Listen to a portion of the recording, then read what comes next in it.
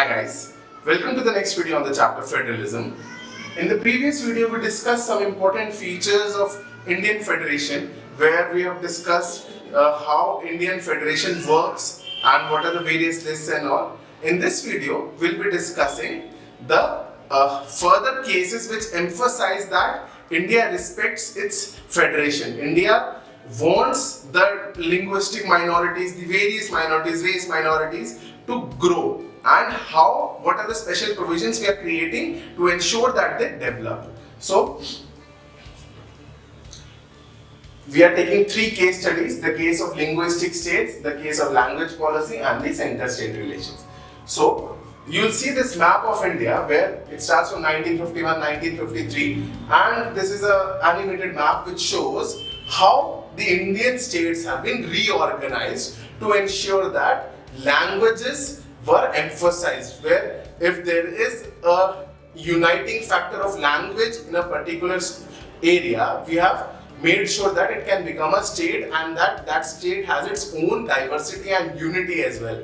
So you can see that Andhra Telangana got split. We had a huge state of Madras which got split. Andhra Pradesh was created. Then you can see various states where Puducherry was added. Puducherry was created a UT because it had a special provision of a French language and its French culture was there. So you can see that India has created states based on languages. So based on language, states have been created. Then based on culture, like in the case of Portuguese culture in Goa, they had a special culture. Then you have ethnicity. So you have your Nagaland created was specifically because earlier you could see it was a huge map, but then Nagaland was created just to ensure that they had their own ethnicity. Then because of geography as well, we have some areas like Uttarakhand was created out of UP because it had a special geography associated with it. So you can see that India respects and wants its community to grow, and it has made special provisions according to it. So more unity, eased administration. So this is really important and shows how India has respected it. Then let's take the case of language policy. First of all, many people believe that Hindi is the national language of India, which is not the case. Hindi is one of the official languages of India. India has other 21 more languages which are recognized as scheduled languages. So we have a lot of languages in India, and most of them which are spoken by a lot of people have been respected. Hindi is spoken by 40% Indians, still it is just one official language.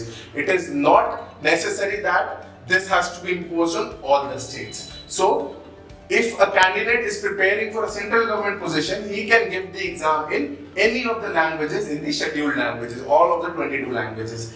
Then states can have their own official languages. They can choose Hindi, they can choose English, they can have their own official languages. So we have a 3-language policy where we have the 3 languages can be chosen by them, Hindi and English being 1 and 2. So the third can be chosen by them. Now this is about the language policy. Now let's look at the center-state relations. So initially when India was formed, the states were not given that much importance because we had just come out of the British rule and we had just realized that India as a nation is strong. So when the princely states were reorganized into one huge India as a country, then it was just thought that there is just one India. There are no states type things. So it was just for administration. Now, as time was taking off, then we realized that there is administration as well as to promote diversity and to create more unity. It is better that some power can be shared with them. So we realized, the central government realized that the state governments are also really powerful. So this led to an era of regional political parties. So we have strong regional parties coming up in Tamil Nadu, Kerala, we have Karnataka, then northeast states, we have strong regional parties in West Bengal as well. So that was the era where they all started coming up. Then we also started seeing that the stranglehold of Congress started losing, and there were no concept of absolute majority government got destroyed, and coalition government was formed because no party had absolute majority in all of the states. So some party was winning elections in UP, some were winning elections in Maharashtra, some were winning elections in Tamil Nadu. So coalition government had to be formed at the center. Then this led to a new culture of power sharing because they realized regions are really important. And this led to the respect for autonomy of state governments. Earlier what was happening is the central government was authorizing and creating like a big brother bully. So that era was gone and we led to an era where the state governments had to be equally respected. So that was created. Now center-state relations have smoothened.